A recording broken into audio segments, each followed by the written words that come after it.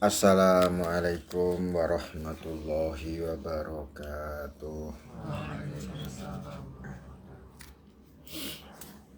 Bismillahirrahmanirrahim. Alhamdulillahirabbil alamin. Arrahmanirrahim. Maliki yaumiddin. Allahumma shalli ala sayyidina Muhammad wa ala jami'il ummati sayyidina Muhammad. La haula wala quwata illa billahil aliyyil azim. Alhamdulillah, puji syukur kehadirat Allah Subhanahu wa ta'ala. Pada hari ini, setiap hari Rabu, malam Kamis, kita bisa istiqomah dengan kekuatan dan pertolongan Allah dalam mengkaji kitab tafsir huruf hijaiyah yang dikarang oleh Syekh Ahmad Syafi'i Hidayatullah. Dengan rahmat Allah kita berharap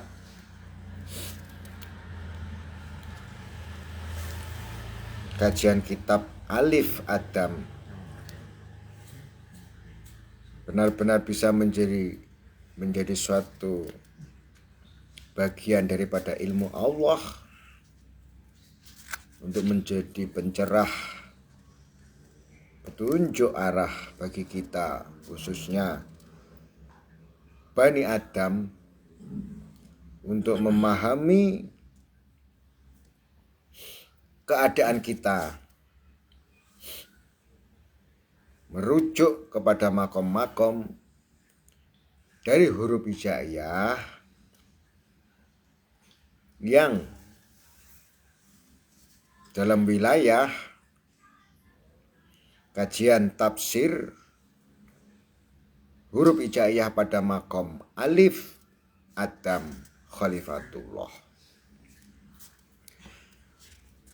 Pada malam hari ini kajian kita masuk kepada huruf H. Huruf H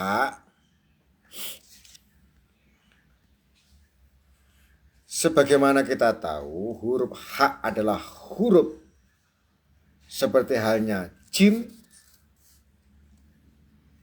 H, yang dibedakan huruf H tanpa titik. Kalau kemarin kita memahami huruf jim dengan bentuk simbol huruf gagah, kita melihat bagaimana kegagahan nafsu kita, ego kita, dalam jiwa kita diwujudkan dengan bentuk gagahnya huruf.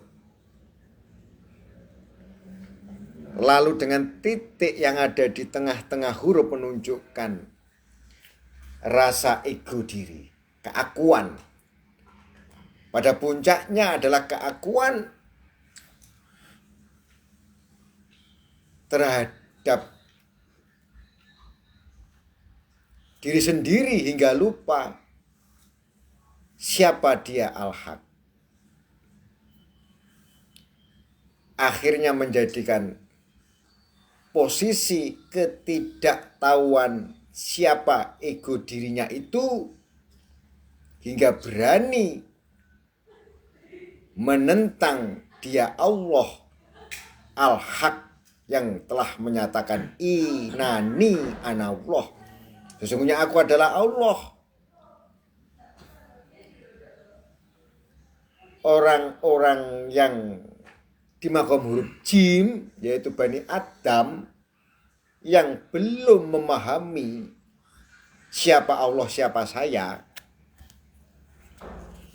seperti ditunjukkan bagaimana puncaknya Fir'aun dengan ego dirinya tidak pernah tahu dan tidak pernah mengerti. Bahkan bukan tidak pernah mengerti, tapi tidak mau tahu. Walaupun Nabi Musa alaihissalam telah diutus Allah untuk mengingatkan Fir'aun, tapi Fir'aun tidak mau tahu. Karena apa? Fir'aun telah diberi kecerdasan akal dengan sifat baliknya. Bahkan sejak kecil sampai dia tua, sifat balik masih melekat di dalam otaknya. Untuk bisa membedakan mana yang benar dan mana yang salah. Apakah Tuhan Musa itu benar, apakah Tuhan Musa itu salah. Dia nggak mau berpikir. Taunya Tuhan Musa tidak ada. Yang ada Tuhan adalah diri saya, Fir'aun. Keegoan Fir'aun itulah menunjukkan puncak martabat terendahnya jiwa manusia ketika tidak tahu Tuhan. Iku sing jenenge kafir, tertutup dari kebenaran al-haq. Ya, semua itu karena berangkat dari ego diri yang ditambahi akal yang tidak mau berpikir. Walaupun Tuhan tidak bisa dilihat oleh mata, tapi dia nggak mau mencoba. Kenapa Tuhan tidak bisa dilihat oleh mata? Apakah sesuatu yang tidak bisa dilihat oleh mata itu dikatakan tidak ada? Itulah kebodohan akal karena dikendalikan oleh mata. Sesuatu yang tidak bisa ditangkap oleh mata akhirnya dikatakan tidak ada. Ini suatu kebodohan Bani Adam. Lah karena Fir'aun itu tidak mau mengakui kebodohannya, walaupun telah ditunjukkan mukjizat yang untuk mengunci matanya bahwasanya Tuhan itu Maha Nyata, walaupun Fir'aun telah ditunjukkan mukjizat Nabi Musa dengan tongkat Nabi Musa menjadi ular, bahkan sampai lautan itu dibelah oleh Nabi Musa, matanya pun ini tidak berisi dengan koneksi mata dengan hati. Terputus. Ketika mata yang disaksikan tidak masuk ke wilayah hati, ini membeku hatinya, dia tetap tidak akan mau mengerti siapa al-haq. Andaikan dia sedikit berpikir dari mata turun ke hati, kok bisa ya? Sekelas Musa gak bisa apa-apa kok bisa membelah lautan. Dia hanya tahunya itu sihir. Padahal sihir dan mukjizat tidak sama. Maka beda dengan para penasihat Fir'aun yang disuruh beradu sihir dengan kemujizatan Nabi Musa. Ketika para pendeta Fir'aun tahu bahwasanya ular yang terwujud dari lemparan tongkat Nabi Musa alaihissalam itu bukan sihir, tapi itu kekuasaan ilahi, kekuasaan Tuhan, itulah mukjizat. Itulah para pendeta, dia melihat dengan matanya turun ke hati. Ini kalau bukan kuasa Tuhan tidak mungkin. Karena mereka itu sudah ahlinya sihir. Terus profesor sihir. Begitu melihat mukjizat seperti itu, sudah angkat tangan. Ini bukan sihir, ini mukjizat. Makanya ketika mereka melihat dan menyaksikan masuk ke dalam relung kolbu yang berisi tentang hakul yakin, mereka menyatakan bersyahadat bahwa Tuhan Musa memang benar. Dan Musa memang Nabi Allah Rasulullah. Walaupun mereka para pendeta, para penasihat Fir'aun baru mengenal mukjizat Musa lalu bersyahadat tiada Tuhan selain Tuhannya Musa dan aku percaya Musa adalah utusan Tuhan. Mereka langsung masuk Islam, menyatakan keimanannya di hadapan Musa, mati dalam keadaan iman, walaupun belum pernah berbuat amal kebaikan. Loh, kok bisa begitu? Mereka kok bisa langsung masuk keimanannya? Permasalahannya apa? Apa yang disaksikan naik ke otak secara logika? Ini kalau bukan campur tangan Tuhan, tidak mungkin. Benar gak? Nah ini. Tapi bagi Fir'aun, walaupun sampai laut dibelah, tongkat Nabi Musa menjadi ular, ketika mata ini tidak naik ke atas, tapi mata langsung diterima oleh di dalam hati yang berisi nafsu, titik jim, pandangan ketemu nafsu, bukan tambah tunduk, semakin kafirnya. Karena penerimanya dari nafsu. Tapi walaupun mata menyaksikan tanpa berpikir, tapi kalau itu pandangan mata diterima oleh nurani, dia masih berpikir 2 kali. Masih ada tantingan. Ya kalau benar, itu mukjizat. Kadung tak kontrasi tiba mukjizat, wah aku ya salah. Tapi karena lebih kuat hawa nafsunya, ananenya Fir'aun, nafsu sufiahnya Fir'aun, nurani mati. Adi kodrat yang ditunjukkan Musa dengan mujizat tidak mempan, langsung ditangkap oleh nafsu sufiah, egoisme. Bahkan semua pendetanya yang diadu untuk melawan dengan sihir dibunuh sama Fir'aun. Itu puncak kekejaman huruf jim yang ditunjukkan oleh Fir'aun. Karena berangkat dari ego yang sangat tinggi, didukung oleh otak yang tidak mau berpikir, didukung ketidakpercayaan oleh sesuatu yang tidak bisa dilihat oleh mata. Sampai Fir'aun minta dibuatkan menara, ingin memanah Tuhan. Fir'aun ingin manah Tuhan di langit. Mana kalau Tuhan ada panahnya, biar mati Tuhan. Seperti itu puncak kekufuran di makom jim yang dibawa oleh Fir'aun. Lah kalau kita, yes minimal jadi wong bileng lah. Minimal jadi wong ruwet ngene rasa kaya Fir'aun. Minimal kita menjadi orang yang kita tidak tahu dari balik bagaimana supaya kita itu tidak kufur. Mengapa kita itu diberi hukum keimanan, keislaman setelah balik? Permasalahannya, sampaikanlah kepada otak-otak yang bisa berpikir. Nah, zaman sekarang otak nggak mau buat untuk berpikir. Benar nggak? Menyampaikan sesuatu kepada seseorang yang seseorang itu ketika menerima tidak difikirkan. Ya sama saja bohong. Menyampaikan kebenaran keilmuan kepada orang yang tidak mau berpikir ya sama saja seperti kita menyampaikan sesuatu kepada orang yang bodoh. Ya minimal kita sampaikan aja sudah baik lah. Masalah dipikir atau nggak dipikir itu urusan sifat baliknya mereka. Tapi walaupun mereka balik, walaupun mereka orang cerdas, orang balik itu pasti cerdas, tapi ketika kecerdasan seseorang lebih kuat nafsu supiahnya, itulah yang namanya jiwa egois. Ya kenyataan orang cerdas itu banyak lebih terjebak kepada jiwa egois, merasa benar sendiri. Kebenaran yang tidak mau berimbang dengan kebenaran orang lain akhirnya mentang. Aku kok mau dikendalikan. Ya tidak bisa. Aku lebih tinggi derajat. Aku seorang raja kok mau diintervensi. Makanya kita harus kembali kepada diri kita. Allah memberi kecerdasan kita diawali huruf jim. Berangkat dari sifat balik kita. Diajak untuk berpikir. Jika tidak ya khawatir menjadi orang yang tertutup. Dengan segala macam kesombongan. Dengan segala macam keegoisan. Sehingga tidak mau menerima yang namanya kebenaran.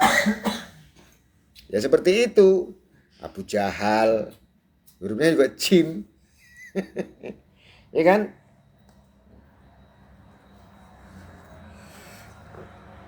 Termasuk Fir'aun, Raja Namrud. Karena dia merasa memiliki sifat jalal dari huruf jim itu. Merasa gagah, merasa hebat.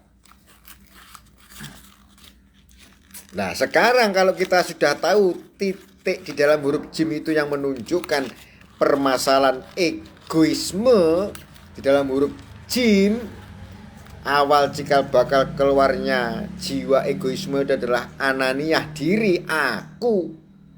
Gak bisa, pokoknya aku ya paling segalanya.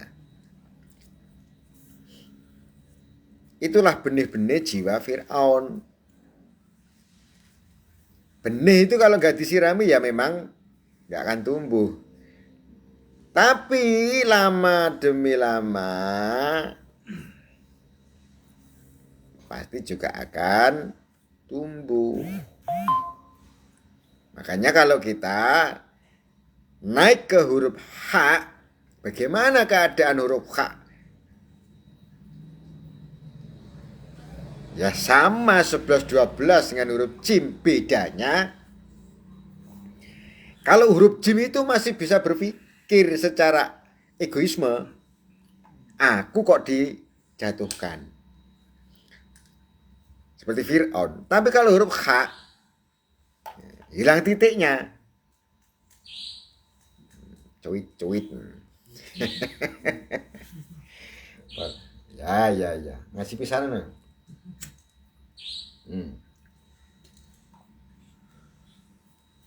Ini kode mas biasanya. Ini lah.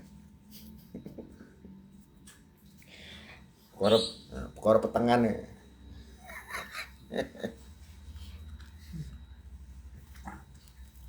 Jadi kalau huruf H yang hilang titik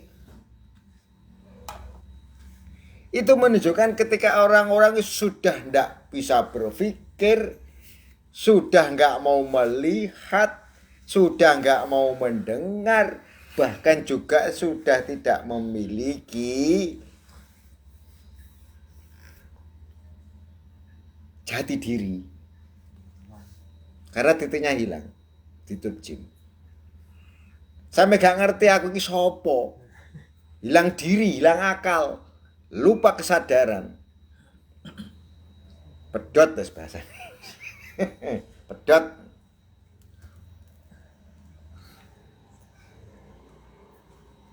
Sehingga makom huruf H itu kalau dirujuk kepada surat Al-Fatihah, yaitulah yang disebut dengan waladhdallin. Kalau huruf jim tadi ghairil maghdubi, yang digodop.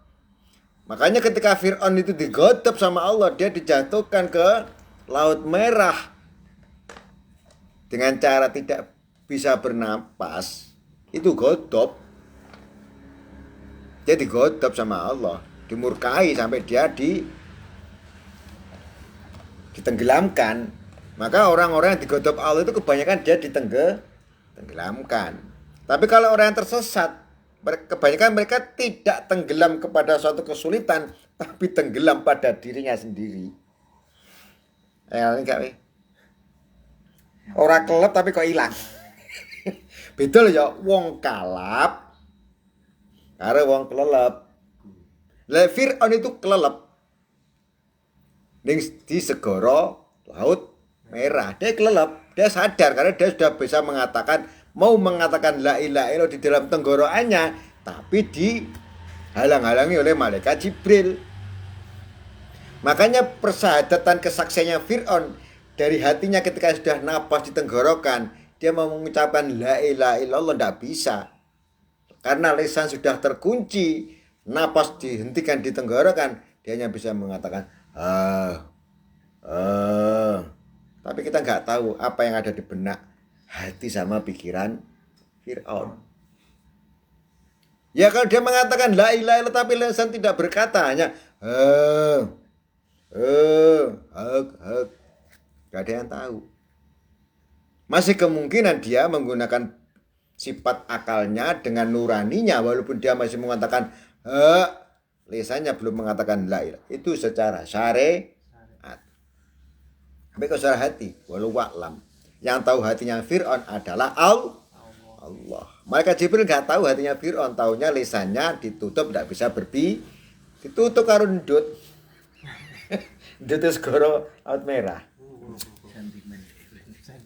Sentimen. Bolone Nabi Musa musuhi itu uber-uber sampai. Tapi beda kalau dengan orang yang zalim. Orang-orang yang zalim ini memang sama Allah tidak ditenggelamkan. Tapi dia ditenggelamkan di dalam kebodohannya sendiri.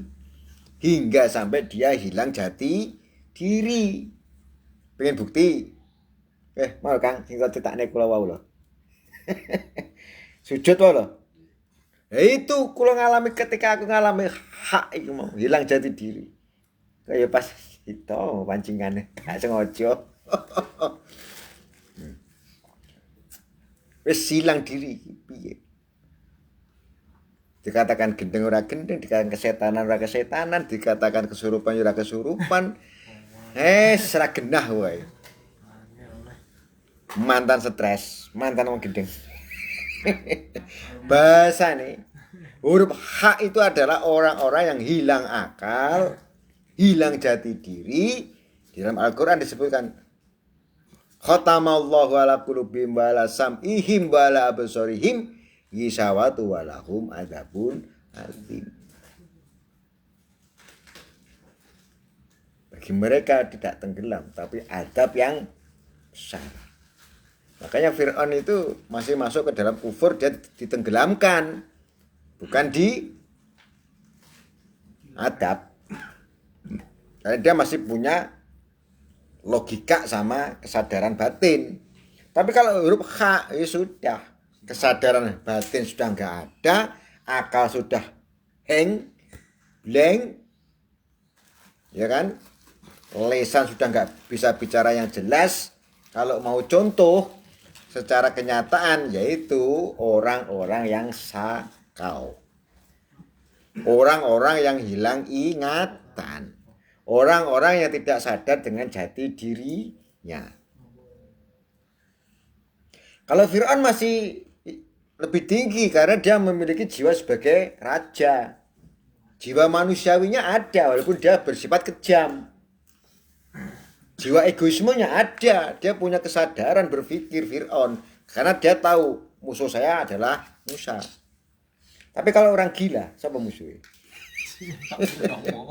Orang gila itu musuhnya adalah dirinya sendiri. Jajal lah, jadi gendeng lero. Musuhmu ya awakmu dhewe, bingung, bilang, mumet, rasa mikir, ragu-ragu, tidak punya kepastian. Ya itu karena apa? Musuhnya orang-orang yang di makom huruf H itu adalah dirinya sendiri. Punya akal gak mau berpikir, punya telinga gak mau mendengar, punya mata gak mau melihat, punya hati sudah tidak tahu aku iki sopo. Alami gak sampean? Aku sopo ya?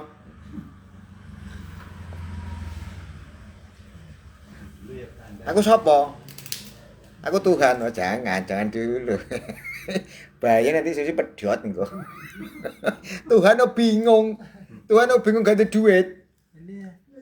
Ya kan?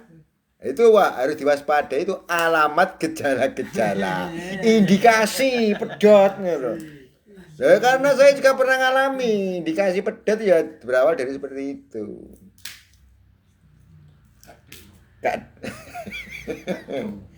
Makanya huruf H di dalam kitab yang saya sampaikan adalah huruf H adalah merupakan makom jiwa-jiwa Bani Adam yang mengalami ketersesatan. Dalam bahasa Quran di dalam surat Fatihah disebut dhalin. Makomnya di bawahnya godop, ghairil maghdubi. Lagi digodop berarti kan diumpat, bener gak? Awakmu ngene diseneni, nek perlu ditonyo, dikampleng, dipukul, dibuli, itu jadi digodop. Tapi kalau dhalin lebih parah lagi, diumbar sekarep-karep nyemplung ngono sekarepmu.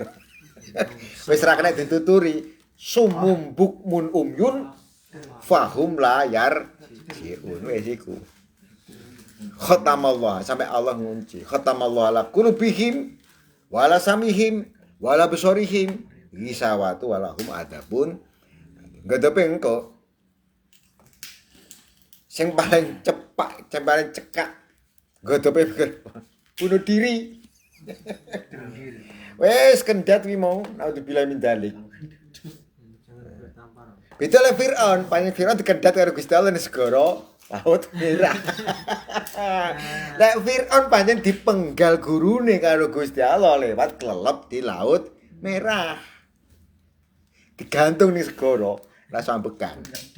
Dot dadunge banyu. Tapi lek huruf H dadunge gawe dhewe rek. Talene gantung del. Memutus pengharapan sama Gusti Allah, putus asa. Mulane huruf H putus asa, dia hilang jati diri. Aku sapa bingung. Piye carane bingung? Mumet. Masalahnya apa? Sifat baliknya tidak ditumbuhkan. Makanya kalau berangkat dari huruf jim, anak-anak disuruh untuk berpikir secara balik, diajari hukum, syariat, diberi pemahaman khauf dan roja, takut dan harap. Kalau Fir'aun dia nggak tahu takut itu apa, berharap itu apa, taunya aku raja, aku segalanya. Sifat baliknya nggak berfungsi. Tapi kalau huruf H, dia malah hilang segalanya. Ya nggak mau menggunakan baliknya, nggak mau menggunakan matanya, nggak mau menggunakan telinganya, nggak mau menggunakan hati nuraninya, blank. Bahasanya paling puncak adalah orang gila. Maka huruf H itu orang gila puncaknya. Gak waras. Terus dot. Ya kalau pedotnya itu karena perkaranya adalah perkara dia itu stres karena perkara depresi. Karena dia bisa menerima beban cobaan yang begitu berat. Tapi kalau huruf H dolinnya ini ada kaitannya dengan sifat makar kepada Allah, menentang Allah, ini yang bahaya. Ini yang dikatakan sudah kufur dan sesat. Kalau sesat dalam arti dia tidak kufur, dia merupakan sifat putus asa. Oke lah kita naik ke perkara maqam huruf jim. Tidak kufur, oke. Ada harapan dia masih iman. Ya kan? Kalau jim terputus adalah orang-orang kufur seperti halnya Fir'aun, Raja Namrud. Tapi kalau huruf H, dia lolos dari maqam huruf jim, dia masih bisa beriman. Tapi ketika dia diuji dengan segala macam ujian dari Allah, dia mengalami suatu ketersesatan, permasalahannya apa? Ininya tidak dipakai. Makanya nanti ketika titik itu naik ke huruf kha, nah ini naik. Pikiran. Ternyata yang dipikir bukan masalah kebenaran Allah, yang pikir piye carane golek duit. Oke.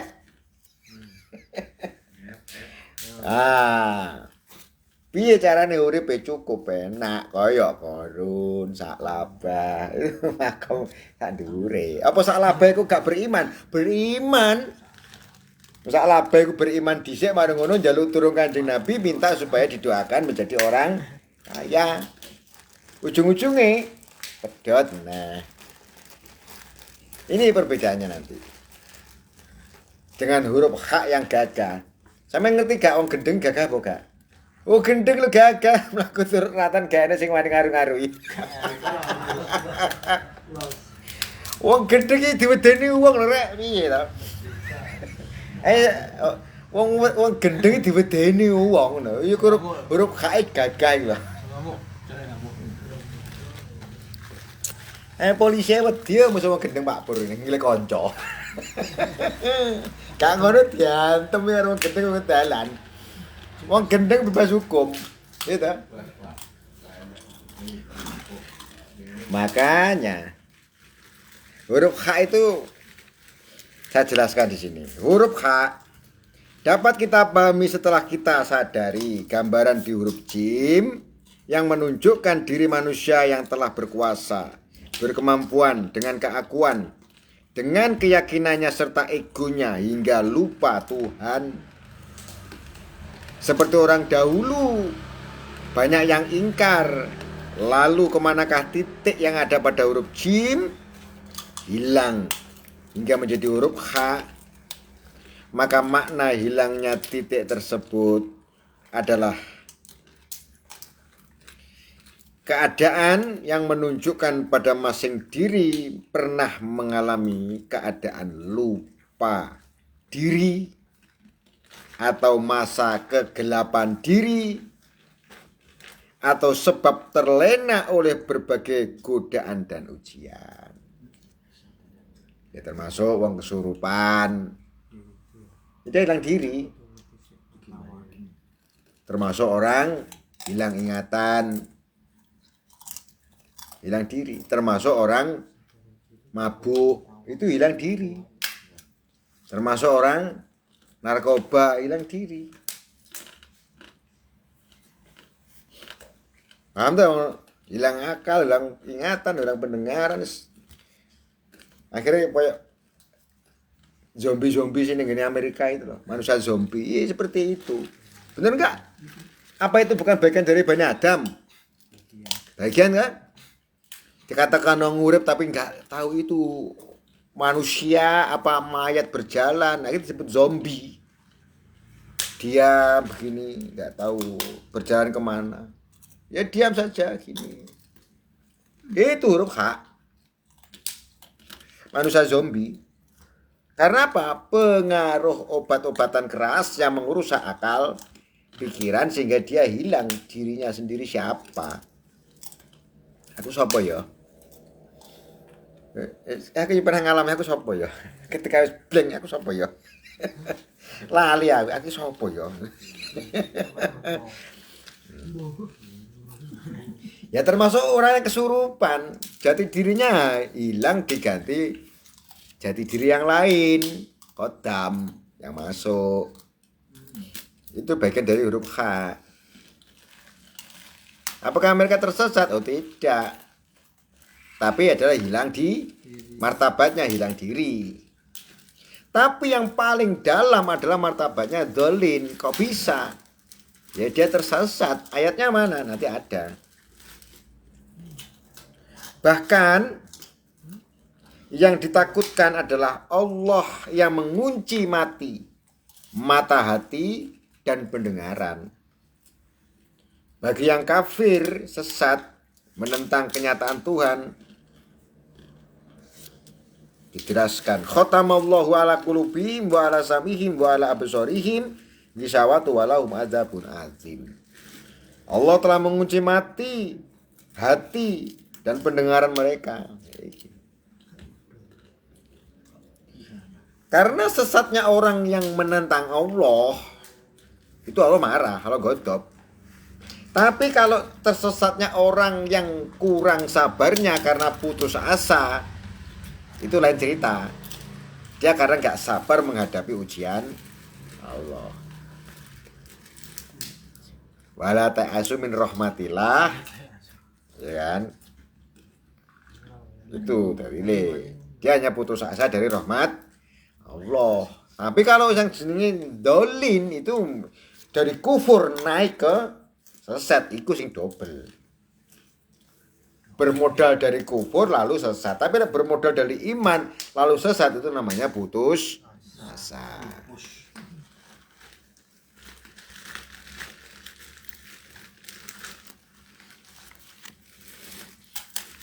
Ya Allah godop, masalahnya apa? Masalahnya kowe kok gak sabar to karo aku.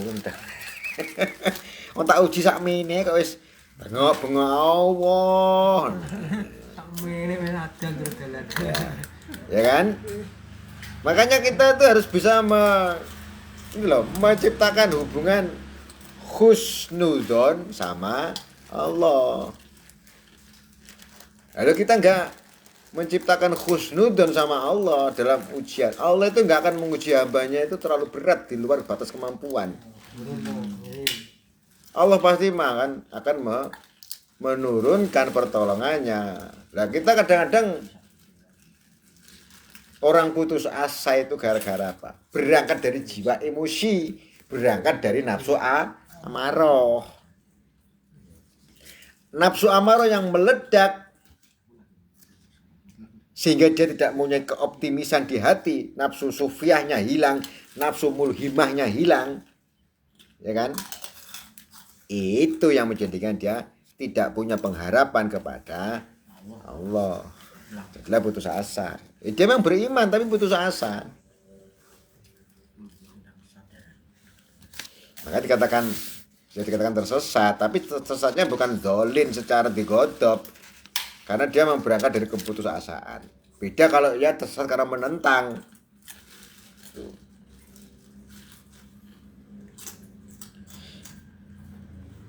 Di dalam surat An-Nisa dijelaskan, surat 116. Bismillahirrahmanirrahim. Innallaha la yakfiru ayusroka bihi wa yakfiru ma duna zalika lima yasha'u wa ma yusrik billahi faqad dholalam ba'idan. Sesungguhnya Allah tidak mengampuni dosa mempersekutukannya dengan dia, dan dia mengampuni dosa yang selain syirik bagi siapa yang dikehendakinya. Barang siapa yang mempersekutukan sesuatu dengan Allah, maka sesungguhnya ia telah tersesat sejauh-jauhnya.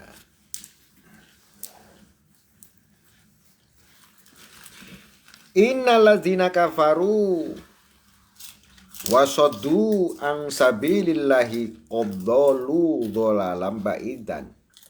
Sesungguhnya orang-orang yang kafir dan menghalangi manusia dari jalan Allah benar-benar telah sesat sejauh-jauhnya. Ini yang dimaksud ketika orang digodok ghairil maghdubi alaihim waladdallin. Karena sudah sesat, kafir, makar, menantang, musuhan sama Allah dan Rasulnya. Tapi kalau orang yang putus asa, dia cuman nggak terima dibuat susah sama Allah. Permasalahannya belum bisa sabar. Pondasi sabar. Makanya kalau kita melihat huruf H, nanti kalau naik ke huruf dal, ujiannya kan kesabaran. Kesabaran itu pondasi paling kuat. Makanya kalau orang itu merasa hebat, diuji sama Allah, kesabarannya dulu. Walazina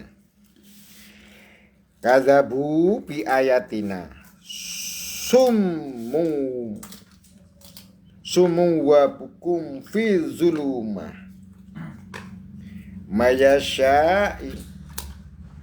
mayasha'illahu yudlilhu mayasha' yaj'alhu ala siratim mustaqim. Dan orang-orang yang mendustakan ayat-ayat kami adalah peka.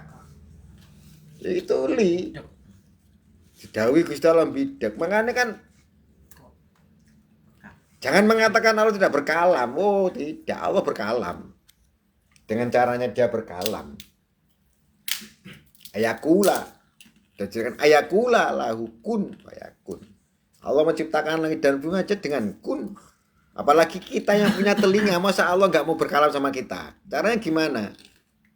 Diwujudkan dengan kalamullah Al-Quran. Perantara adalah malaikat Jibril. Nggak mungkin manusia itu kalau tuli Allah nggak berkalam. Makanya Quran itu didengarkan supaya kita mendengarkan kalam-kalam Allah.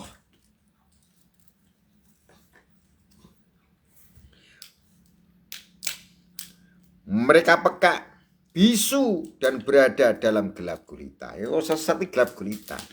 Mau kemana? Ngalor ngidul peteng kabeh. Betul kan? Nah, kemarin bahasa ngomong nih. Lek wiritan gak iso nyawang langit, sawang tasbihmu, lek piar-piar dhewe atimu. Ngadep ngalor langit gak ketok gitu lho. Kabeh temboke mubeng nyawang apa nyawang tasbihmu wis padha ae. Golek padang dhewe ati. Tapi nek sampean mikir gak ketemu. Sampean ning jero peteng. Ning jero guwa, nguslah misale ya. Ra enek Jawa srengenge dan sebagainya. Karepe tafakur nyawang langit lan bumi ora enek temboke. Kan. Enek tembok tok. Ya piye arepe tafakur? Ya enek sing sampean tafakur apa? Nek gak nyamen tafakuri aku luwe lek iki pangan Gusti ya mati. Ya tafakur ono badanmu. Nalika sampean suluk suwung, nguslah semedi topo broto. Wis gak masane nyawang langit lan bumi, ya nyawang badanmu dhewe, langitmu. Enak nyawang langit pian plafon. Nyawang plafon kuwi langit. Langite ganti plafon pas suluk ngono kuwi. Gitu. Lek kurang mantep ya langitmu ya pikiranmu, batinmu. Dadine malah langit ati. Ya senteng-entengane wong dikir. Ora eling Allah ya elingan apa sing kok waca apa maknane. Gak ketekan cara adene Gusti Allah iku. Gak akan kehabisan cara. Karena di sini dijelaskan barang siapa yang dikehendaki Allah kesesatannya niscaya disesatkan. Mulane wong sesat iku ada ndak boleh mengatakan kamu sesat. Bid'ah dolalah, bid'ah sesat. Itu kan hadis. Martabatnya kalah tinggi dengan Al-Qur'an. Yang tahu itu seseorang sesat atau tidak bisa dilihat dari perbuatannya. Yang tahu sesat tidaknya seseorang itu adalah Allah. Karena kesesatan itu ada di hati, dipikir, di mata dalam keadaan gelap, gulita.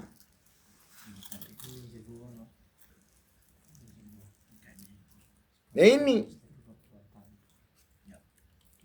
yang peka bisu berada dalam gelap gulita. Lah wong tahlilan kok disesatno. Bid'ah dolalah. Lah memberi rezeki kepada tetangga makan. Aku luwe ngono aku nunut sarapan mangan ning tetanggane tahlilan. Aku lek mangan omah gak doyan. Kok pas ana tahlilan aku doyan mangan. Lha iku engke rezekine wong Kok dikatakan kulu bid'ah dolalah ya dari mana? Logikanya itu loh. Ya kalau Rasulullah mengatakan hadis sebagai setiap bid'ah itu adalah sesat, ya kita harus lihat dulu hadis ini dari siapa. Sinkron ndak hadis itu sama Al-Quran, benar kak? Jelaskan di sini, barang siapa yang dikehendaki Allah kesesatannya, niscaya disesatkannya. Barang siapa yang dikehendaki Allah diberi petunjuk, niscaya dia menjadikannya berada di jalan yang lurus. Saya wong tahlil iki dalane nyayek apa gak? Sampeyan tumon to wong budal tahlil dalane kaya wong keple, kaya wong mendem, tumon gak? Orang berangkat tahlil menghadiri satu undangan, pakai baju batik, pakai kopiah, pakai baju koko, pakai sarung. Itu wong waras apa wong gendeng jane? Waras. Wong waras. Dalane menggambi kok apa lurus? Lurus. Nanti Mas, jangan tahlil. Jam piro? Jam 7 telat kok gak penak karo tanggane. Iku lurus gak mlakune? Lurus. Apa gitu dalan sing lurus iku? Goblok-goblokan ya. Gak bisa. Hadis guru bid'ah dolalah. Gak bisa. Qur'annya mengatakan wong sing diberi petunjuk Allah adalah orang berjalan yang lurus. Wis goblok-goblokan wong budal tahlil dalane lurus, ora nang menggok. Arepe tahlil kok menggok ning tanggane nyapa? Ning warung kopi. Gak mungkin. Bener gak, Mas? Bener gak? Makanya kita kalau ngomong masalah hukum yang dikatakan hukum yang bil hikmah, Yasin wal Qur'anil Hakim. Siapa yang diragukan kehikmahannya, kebijaksanaannya? Hanya Quran. Makanya hadis itu menjelaskan Quran ketika Quran itu tidak jelas. Tapi kalau Quran sudah jelas, kenapa itu dikalahkan sama hadis? bid'ah, dolalah. Orang dolalah itu sesat, kalau orang sesat itu jalannya melungker. Iya, yo. Makanya undangan tahlil jelas jalan lurus. Saya ngerti ya mau tahlil jalan kan dijejer. Mulai ya lurus. Lurus kemana? Gue berkat gue mulai ini keluar. Gani. Ana minggu ning ngene bojone tanggane. Oh, ya udah bisa. Kalau orang ahli hukum, hukum yang paling pertama ditegakkan adalah hukum Al-Quran. Al-Quran dulu, jangan hadisnya dulu. Kebanyakan perseteruan umat Islam itu gara-gara dia tidak berangkat dari Quran, banyaknya berangkat dari hadis dulu. Paham tak? Jangan sampai makomnya kalamullah dikalahkan oleh sabda Rasulullah. Karena perkara hak yang dijamin oleh Allah adalah kitabullah wal Qur'anil hakim. Dzalikal kitabul la raiba fihi hudal lil muttaqin. Ya kalau kita nggak paham, ya selamanya itu kita juga bodoh akhirnya. Keilmuan kita terkunci oleh hawa nafsu.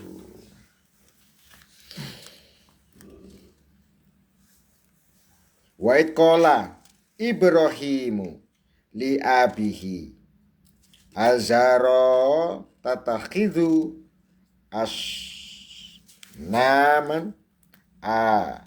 lihatan inni araka wa qaumaka fi dholalil.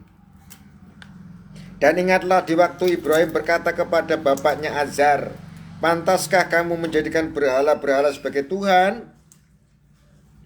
Sesungguhnya aku melihat kamu dan kamu dalam kesesatan yang nyata.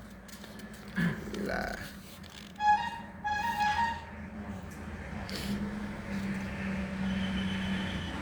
Kenapa para kaum Azar yang menyembah patung dikatakan yang orang dalam kesesatan yang nyata?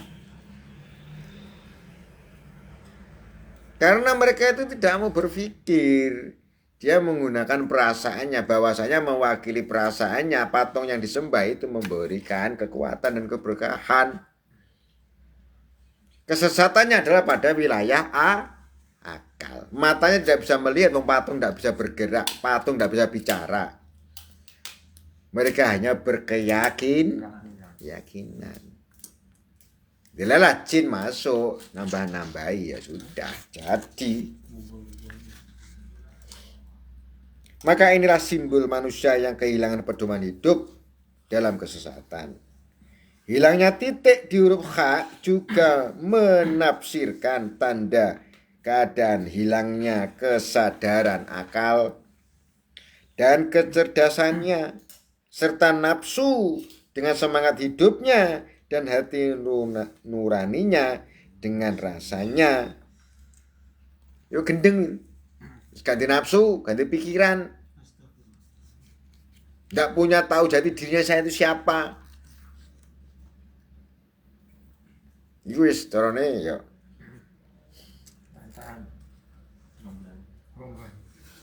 Satu contoh, orang yang tersesat kan juga cuma sesatnya tidak karena menentang Allah, tapi dia salah dalam berpikir dan merasakan. Makanya kita itu kalau masuk ke huruf jim sama hak kita itu tidak boleh keseringan halu. Yes. Realita. Gak punya uang, doa, kerja. Nah, ya bisa kita halu. Jangan-jangan nanti dapat uang 1 M. Jangan-jangan, jadi jangan. Iya kan? Jangan-jangan. Ya akhirnya jangan tenan, jangan apa jabu. Leo, 1 M itu banyak ya. mau fulus mim 1 M ya, rapopo dicicil ya Allah. Kira 100 fulus ya. Ya 1M ya itu dicicil gak apa-apa ya Allah. Tapi aja langsung oke, ki apa kok. Itu kalau berjini ora cukup. Mie tuku Pajero paling separuh dhewe entek. Pajero 500. Turane nggih mangan entek kok. Dicicil ya Allah 10 juta, 10 juta. Kok gitu gendap sak. Ya mulai deh, ayo mungkin sadurunge ngaji ya dikiran selawat. Tulus Alif Ahmad. Ya jenenge ora kene wong urip kaya ngene.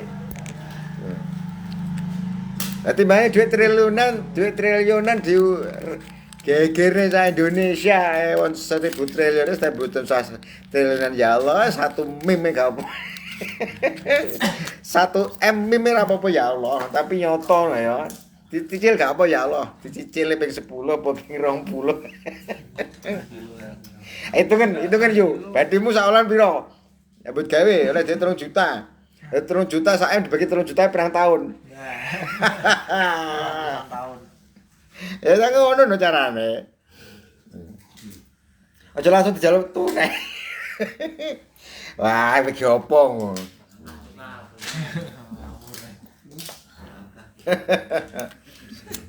Dibayar tunai. Damel tembas cakair ya Allah. Damel nebus cakair ya Allah.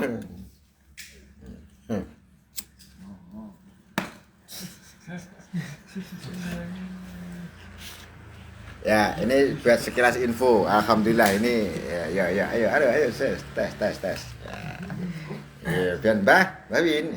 Ben say hello ning kanca-kanca. Alhamdulillah ini jamaah. Ya. Yuk. Nyapa to yuk ngomong. Nyapa to. Alhamdulillah itu teman-teman jamaah pengajian yang hadir di rumah. Ini gak. Marifat kopi ya. Batang hadir, Batang ini, Batang Sumatera. Batang Subang, iki Mas Heni Kudus. Terus Mas Wiroguna Kencana iki Cirebon. Terus yang Barat Nazim ku Malaysia. Ya alhamdulillah banyak hadir. Mas Arif Nurhadi Gerobokan. Mas Ahmad Mulyadi Sumenep. Alhamdulillah atas hadirnya teman-teman online ya. Kita lanjut ya. Inilah tafsir dari keadaan orang-orang yang tersesat dari jalan Tuhan. Mereka yang berputus asa dari rahmat Allah, kafur dan tersesat dari jalan Allah dan disesatkan Allah Subhanahu wa taala. Maka Allah memberi petunjuk kepada siapa yang dikehendakinya. Ya, Allah beri petunjuk kepada siapa yang dikehendakinya. Makanya kita tidak boleh kamu sesat. Loh, jangan bicara seperti itu. Allah mau memberi petunjuk kepada hambanya kok kita mengatakan orang itu sesat. Ini. Seperti itu. Ini Mbak, aku kesadem ya.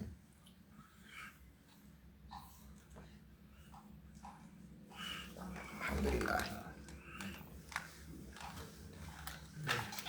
Makanya kita itu tidak bisa mengatakan seseorang sesat karena kesesatan itu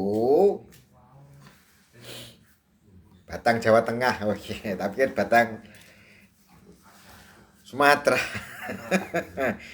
Batang Jawa Tengah, alhamdulillah. Jadi kalau kita mengatakan orang sesat, itu permasalahannya kita harus tanya hatinya, kita harus tanya akalnya, kita harus tanya matanya, kita harus tanya telinganya. Karena sesat itu perkara gaib. Sesat itu adalah perkara gaib. Untuk menunjukkan salah satu adalah berjalan di atas jalan yang lurus, minimal orang itu menegakkan syariat Islam, rukun iman. Kalau di luarnya itu ada tambahan, tidak bisa dikatakan sesat. Karena dia sudah membaca Ihdinas siratal mustaqim. Siratal ladzina an'amta 'alaihim. Selama mereka itu membaca surat Fatihah, ya kan? Dia berdoa mohon Allah untuk ditunjukkan ke jalan yang lurus. Ya jangan dikatakan mereka itu orang tersesat, naudzubillah. Hanya menggunakan dalil kutlu bid'ah dolalah. Oh, hati-hati. Dia juga sholat, dia juga membaca surat Fatihah. Dalam tahlilan dia juga membaca Fatihah. Di dalam Fatihah ada doa ihdinas siratal mustaqim. Menunggu berharap Allah mengabulkan, diberi petunjuk jalan yang lurus. Apa orang yang itu bukan sudah masuk di dalam orang yang lurus? Karena kesesatan itu di dalam hati sifatnya gaib. Makanya jangan sampai mengatakan tahlil bid'ah sesat. Aduh billah, ini orang yang nggak paham Quran, hanya paham hadis tapi tidak paham Al-Quran. Bentrok. Sedangkan makomnya Al-Quran lebih tinggi daripada Al-Hadis.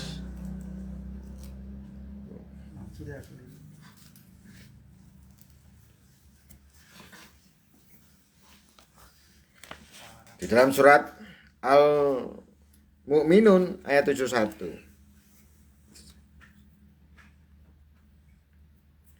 Walawit taba'al hakku ahwa'ahum lafasadatis samawatu wal ardu wama fihi bal atainahum bidzikrihim fahum an zikrihim mu'ridun. Andai kata kebenaran itu menuruti hawa nafsu mereka, loh, bener kan? Siapa ini? Andai kata kebenaran itu menuruti hawa nafsu mereka, ini semua masuk. Orang Islam bisa masuk ini. Andai kata kebenaran itu menuruti hawa nafsu mereka, loh, hadis itu benar, Quran itu benar, tapi kalau itu mengikuti hawa nafsu, nggak jadi kebenaran, benar nggak? Jangan sampai Al-Quran mengikuti hawa nafsu, tapi hawa nafsu harus mengikuti Al-Quran. Kebenaran dari Allah dan Rasulullah jangan untuk mengikuti hawa nafsu. Ini yang menjadikan orang-orang Islam jadi arogan. Ini masalahnya kan ini. Kebenaran mengikuti hawa nafsu. Bukan hawa nafsu mengikuti kebenaran, tapi kebenaran mengikuti hawa nafsu. Hawa nafsunya seperti apa? Jim tadi itu loh. Egois. Merasa paling jalal, merasa paling benar, merasa paling tinggi. Ini supiah. Semua itu salah, saya yang benar. Itu Fir'aun kecil. Semua tersesat, saya yang paling benar. Semua masuk neraka, saya paling masuk surga. Silakan berangkat duluan. Caranya gimana? Ya mati yo. Belajar budal dhisik. Maka kita harus hati-hati dalam mempelajari Al-Quran, dalam mempelajari hadis. Jangan berapi-api, semua harus dengan hadis, semua harus dengan Quran. Itu nafsu. Maka Quran disampaikanlah dengan bijak, sana, bil hikmah. Bisa membedakan mana yang benar, mana yang salah. Makanya Pak Hakim itu harus bijaksana. Jangan pokok jadi hakim. Jangan pokok dakwah, jangan pokok baliguni walau ayat. Harus bil hikmah. Makanya Quran itu multi. Al-Quran itu multi level. Lapisan mana saja itu diberi kebijaksanaan sama Quran. Semua. Nah kalau kita berangkat dari hawa nafsu, Al-Quran sudah nggak ada kebijaksanaan lagi. Karena yang membawanya dengan nafsu.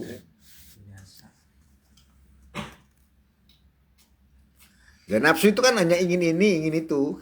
Ya gak? Ciri nafsu ingin ini, ingin itu. Kalau gak ada yang diingini, dia gak akan ini itu. Bener toh?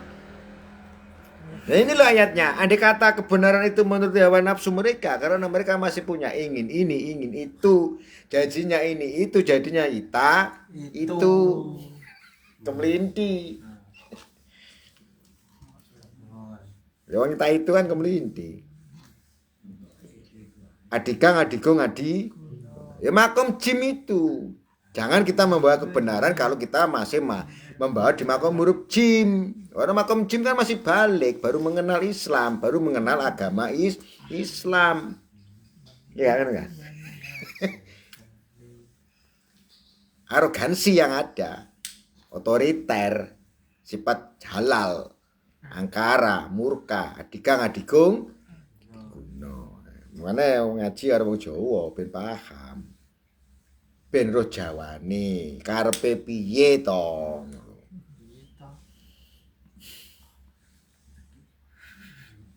Luwes. Agama itu luwes.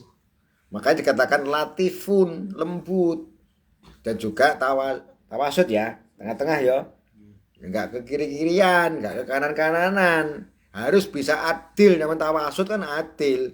Bisa mengadili yang lemah, bisa mengadili yang kuat, bisa mengadili yang menengah mutawasid. Jangan di tengah sendiri tapi yang lain disikat. Aku di tengah, yang lain minggir ya gitu. Itu namanya bukan membawa keadilan.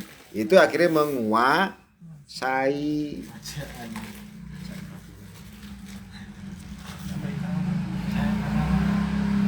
Andai kata kebenaran itu menuruti hawa nafsu mereka, pasti binasalah langit dan bumi. Yuk. Sampai kayak ini. Iki. Dan semua yang ada di dalamnya. Entak tadi tak mau. Sebenarnya kami telah mendatangkan kepada mereka Al-Quran. Tapi mereka berpaling dari kebanggaan itu. Bener gak omonganku mau? Harusnya mereka itu berbangga dengan Quran, jangan dulu berbangga dengan hadisnya. Ini ayat jelas, surat Al-Mu'minun ayat 71. Seharusnya sebenarnya kami telah mendatangkan kepada mereka kebanggaan wujud Al-Quran pada mereka, tetapi mereka berpaling dari kebanggaan itu. Lebih membanggakan nafsunya. Banggakan di sini. Andaikan Quran dipegang dengan sungguh-sungguh bijaksana, Al-Hakim, Al-Adil. Ya ini untuk menjadi khalifah, mau nggak mau kita harus berpedoman juga dengan Al-Quran. Biar bisa membawa sifat hakiman, biar bisa membawa sifat adil, biar bisa membawa sifat al-latif. Jangan membawa sifat jalan untuk surga milik saya sendiri. Surganya untuk kalangan saya sendiri. Ya mlebu dhisik kono, mlebu dhisik kono. Engko critanono kaya apa surga. Lewani. Perong roh. Iki diceritani wis serasa ngomong. Wong sing cerita ya Gusti Allah. Cerita surgane ning ndi? Al-Quran apa hadis? Hadis. Ya Quran. Terus salah.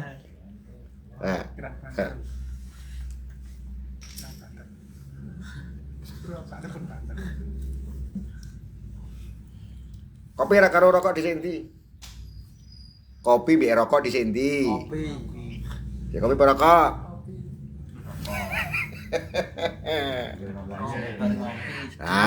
Iya kan? Bingung kan? Kode enake masalahnya.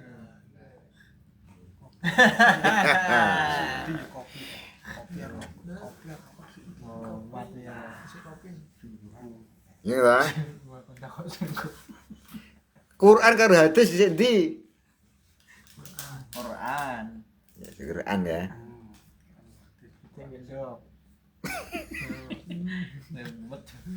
Rokok karo kopi dhisik, rokok. Alip kok, alip. Gitu. Kopi kan bak. Ya kan?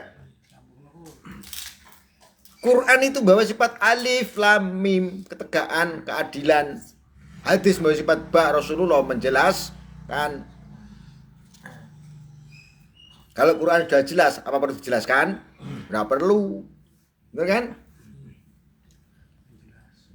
Kita harus tahu tataran hukum alif ba. Kalau alifnya Quran, baknya adalah al hadis. Ta, sa, jim, kha, kho, dal, dal, ro, za, sin, suin, itu adalah makom ilmu hikmah qiyas, Gitu? Tapi walaupun alif tanpa ba, dia bisa berdiri sendiri. Makanya alif menghidupkan ba, Quran menghidupkan hadis. Jadi balik hadis Quran ini dikarekno. Hebat ini ya. Bahaya nanti. Gak berimbang ilmu itu. Dia tanya, jin punya hawa nafsu gak? Loh, jin jelas punya hawa nafsu. Makanya jin dan manusia itu karena punya hawa nafsu, dia diperintah untuk beribadah, sujud, tunduk kepada Allah. Wa ma khalaqtul jinna wal insan illa liya'budun. Sama-sama disuruh menyembah kepada Allah untuk tunduk. Permasalahannya di dalam jiwanya ada nafsu. Bedanya kalau jin dari api, manusia dari tanah. Itu jawabannya.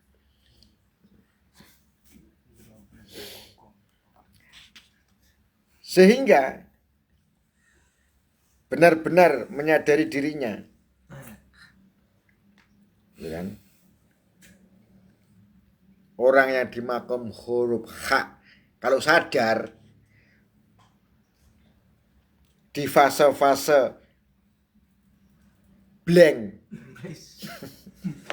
fase-fase nul bileng raro popo, wis stres gendeng bileng sakau, wis mabuk, wis morone wis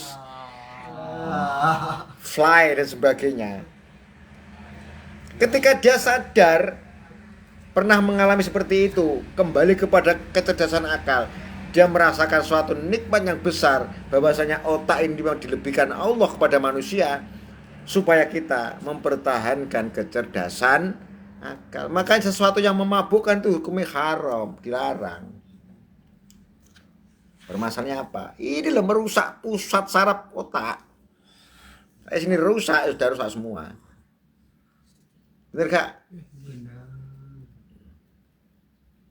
Makanya kita, kenapa narkoba itu dilarang, ganja dilarang, minuman keras? Karena ini kalau sudah merusak otak, rusak semua. Anarkisme juga merusak otak. Agama itu sudah mengarahkan sesuatu yang benar.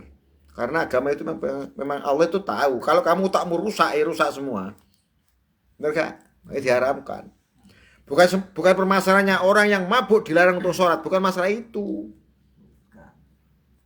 Mabuknya orang sholat itu hanya dia bicara tanpa kejelasan. Deleming, ngawur, ngoceh.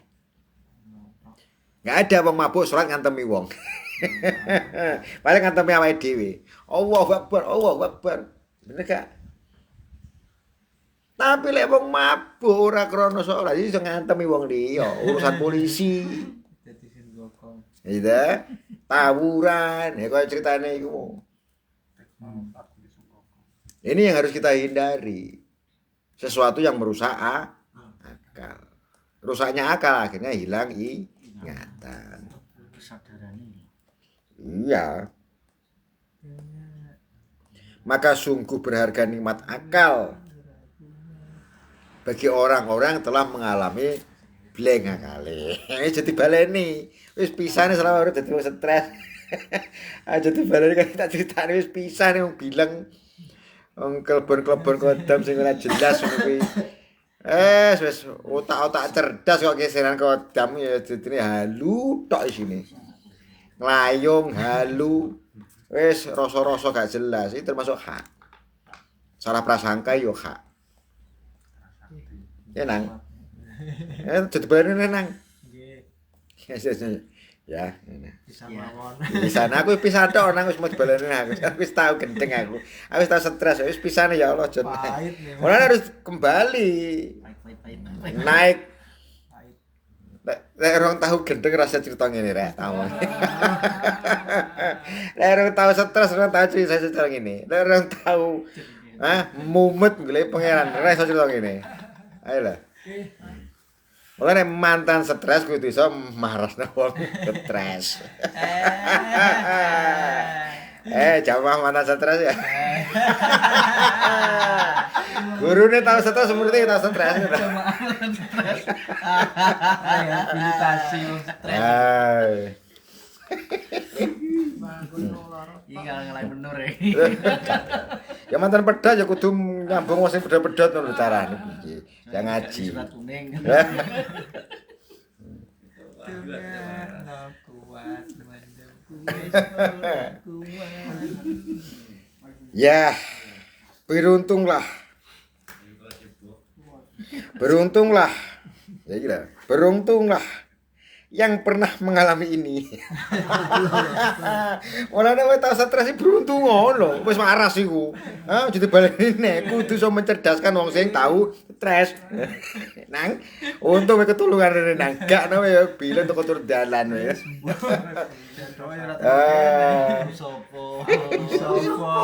Aku sapa? Itu kan tidak Tuhan selain Wahyu. Wis mandek yuk, mandek stres. Ojo kok terus nek aku wis tau nek. Wis ra usah. Teren sik, aja wayahe iku. Beruntunglah yang pernah mengalami hal ini dan bangkit dari keadaan kritis ini untuk memulai hidup baru. Bangkit dari ketersesatan jiwa. Hilang jiwa, hilang akal, hilang nafsu, hilang harapan. Untuk kembali menjaga anugerah terbesar dari Allah Rabbul Alamin. Wujudnya akal dan hati. Itu kesimpulannya huruf H. Sampai hilang titik. Minimal kita bertahan terhadap orang walaupun susah kayak apa, huruf H minimal harus sangune. Iki mau tak ngomong ini. Wa may tawakal 'ala Allah, wa may tawakal 'ala Allah, tak balik ndonga ngono. Wa may tawakal 'ala Allah. Pasrah Gusti Allah. Dengan sabar. Lek gak tawakal 'ala Allah hari putus. Asa, itu jawabannya. Masalah apa tadi dipikir? Besok mari tambang. Jadi saya paham ya? Makna huruf H, intinya huruf H adalah hilangnya titik, kesadaran akal, kesadaran mata, kesadaran telinga, kesadaran jiwa. Jadilah orang-orang dikatakan tersesat atau orang putus asa. Bisa dikatakan juga termasuk orang gila, orang hilang kesadaran totalitas. Naudzubillahi min dzalik. Al-Fatihah. A'udzubillahi minasyaitonir rajim. Bismillahirrahmanirrahim. Ar-Rahmanir-Rahim. Maliki iyyaka na'budu wa iyyaka nasta'in.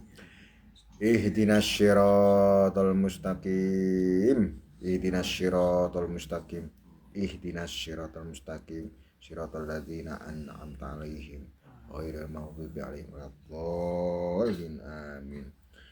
Akhir kalam. Assalamualaikum warahmatullahi wabarakatuh. Waalaikumsalam. Alhamdulillahirabbil alamin.